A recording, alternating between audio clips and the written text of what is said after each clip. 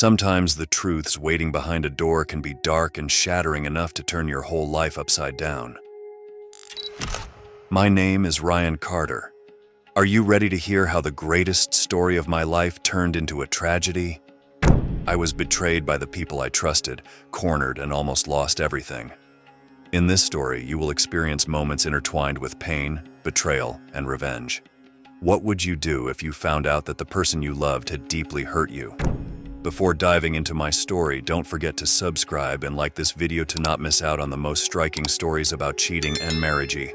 Now, I invite you to this emotional journey. If you're ready, let's start the video. My wife Emily and I were maintaining a happy marriage until Emily returned to work.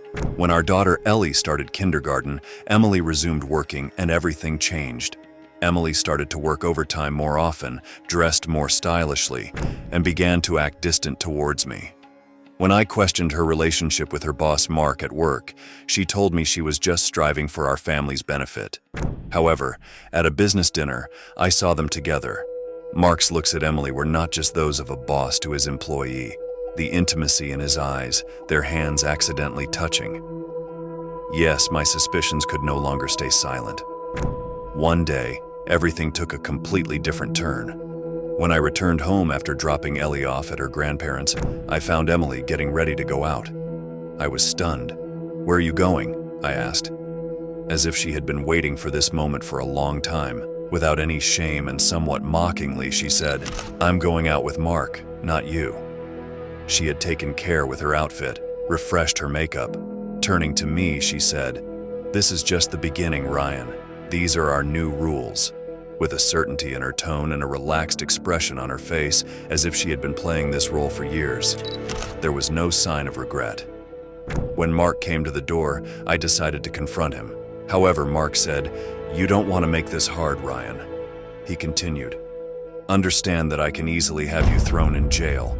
I have enough power and influence to face you with a suitable charge. Maybe I'll dig up a few old issues you're involved in." I felt powerless, helpless. At that point, I needed to find a way out. My anger and helplessness drove me to dark thoughts. I made a plan involving the special creamer that Emily and Mark used together. Without telling anyone, I decided to poison Emily's creamer. I acquired tetrodotoxin and dimethylmercury. Both are quite lethal. Since Emily used the creamer at work, it was the perfect opportunity for me. Every night when no one was at home, I injected the creamer that Emily would use at work with poison. These poisons accumulate slowly in the body, and symptoms only appear after a long time. Emily and Mark were using this creamer in their coffee.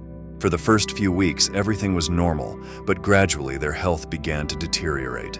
Weeks later, Emily and Mark slowly started to get sick. First, mild symptoms appeared, then their conditions worsened.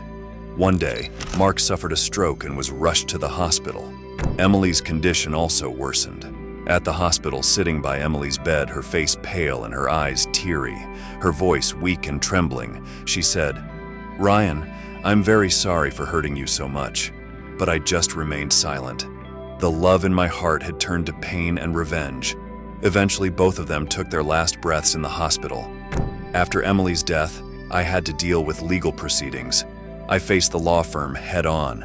Emily and Mark's relationship was known within the firm, but no one spoke up.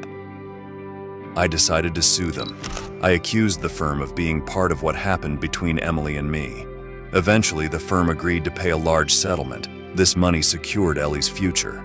However, the financial gains did not fill the void inside me. Every night I thought about Emily's last looks, her apologetic eyes. Was she really remorseful, or was she just pleading in her final moments? These questions haunt my mind, keeping me from sleep. What would you do in this situation? Please share your thoughts. Maybe together we can lighten this burden a bit.